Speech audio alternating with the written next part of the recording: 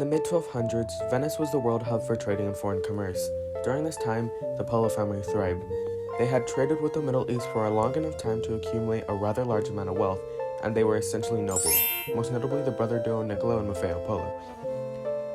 The Polo family were rather smart too, predicting the revolution against Crusaders in Constantinople a year before it happened, which took place in 1261.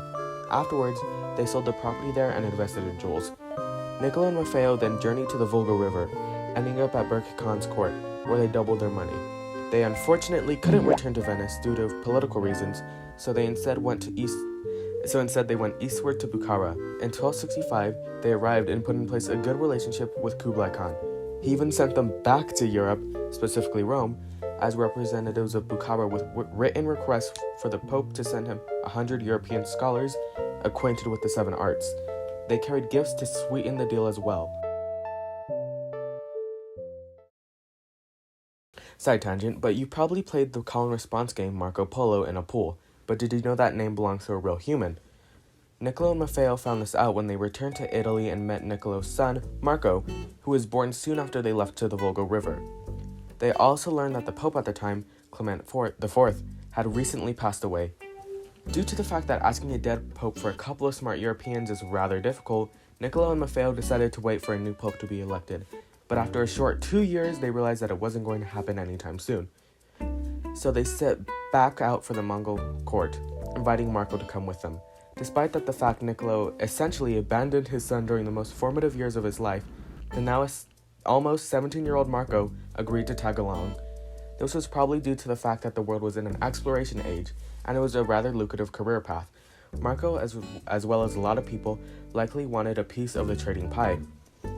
The journey from Venice to China, with all the terrain they waded through, took a little over 3 years.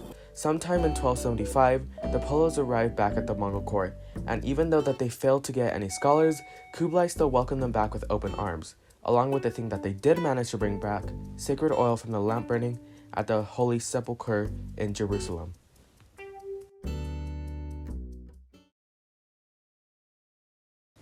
For approximately the next 17 years, the Polos lived with the Mongol court and managed large trade operations for Kublai Khan. Unfortunately, not much is known about where exactly the Polos went during these years, other than that they were somewhere in the Mongol court, but that is a large area, so it doesn't really lower it down much. Marco Polo showed his observant nature in his reports. He documented the places where he traveled, the culture, events, things of that nature. Kublai Khan read these documents to stay up to date with the happenings of his empire, sending the Polos on long missions. He also seemed to take a liking to Marco, having him represent him in cities, notably Yangzhou. Though the Polos lived a comfortable life, they still felt homesick for Venice.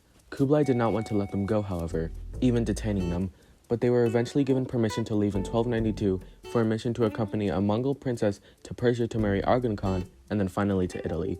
They set sail to Khorasan, making a few pit stops before arriving there, but they could not marry the princess to Arghun because he had died, which seems to be a regular obstacle in these expeditions, so they married her to his son, and due to his death, they were detained for almost a year for whatever reason.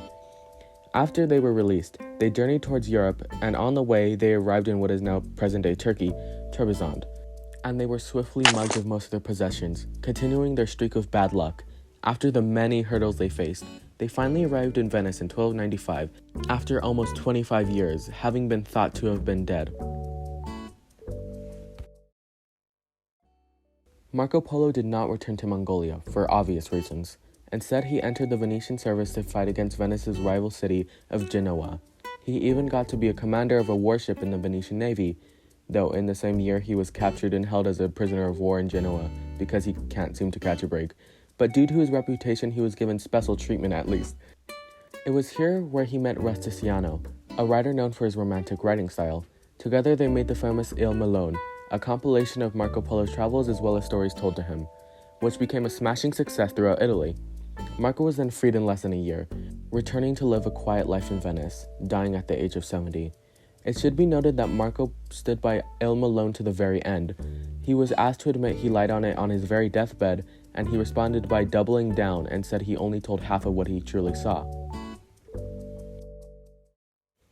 And so that is the life of Marco Polo, one of history's greatest explorers. Not only was he a courageous and gifted traveler, he was a smart and observant one at that. Even if he was born to a wealthy family, saying that his success was only due to this is purposefully ignorant, as he clearly faced many struggles throughout. He took every punch life threw at him and always bounced back, which is most definitely an inspiring sentiment.